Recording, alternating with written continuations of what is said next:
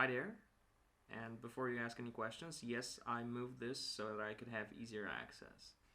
Anyway, excuse the long absence, that's actually what I want to talk to you about, and I'll need this little guy to do it.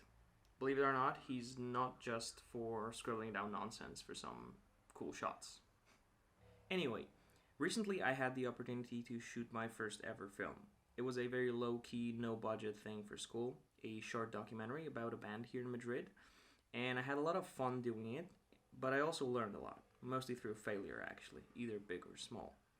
And this is precisely what I wanted to talk with you about. I wanted to share some of the things that I learned during the shooting of my first ever film.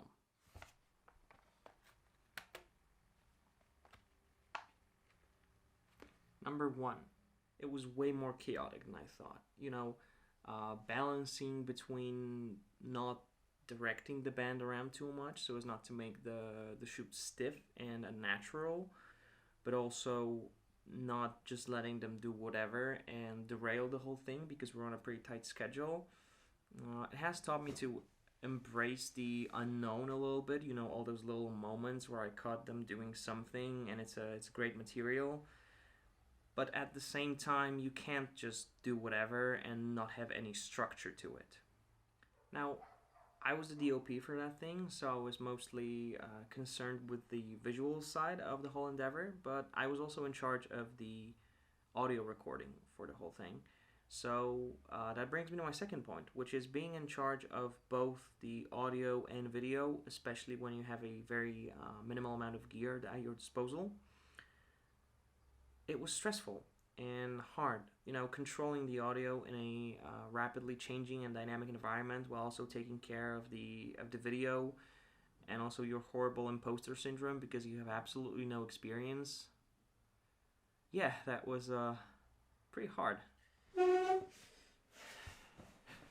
For example, I now know to always have two separate forms of audio recording. Always. And I know that because during our last day of shooting, we shot the band rehearsing in a small studio space, and I plugged my little recorder here into the mixing board.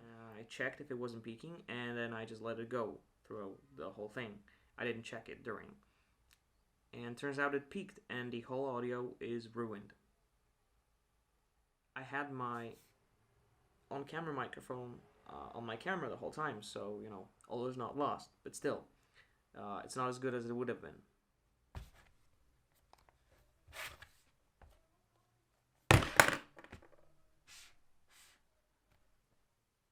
The third and last thing that I want to talk to you about is using gear that you don't really have any experience with. For a big part of the shoot, I had a gimbal that I was unfamiliar with. Now, I like gimbals, and I have used gimbals before, and I also had no way to stabilize the camera. But now, when I look at some of those shots, I think I probably should have gone handheld and have a little bit of more of a shaky feel to my footage instead of that like weird jerky panning motion that you get when the gimbal like readjusts its motors. And this is due to the fact that I didn't know how far I can push the gimbal before it does that. So I think that in the end, the footage suffered because of that. In the future, I will be more wary of using stuff that I have no experience with. I feel like most of the time it's better to work with what you know rather than a shiny new piece of gear that in the end might detract from the story you're trying to tell.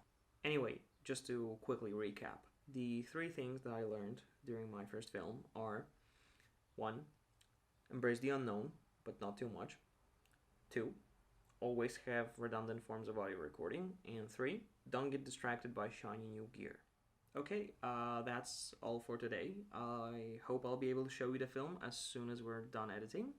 If you have any thoughts of your own, leave them down below, and I will see you around.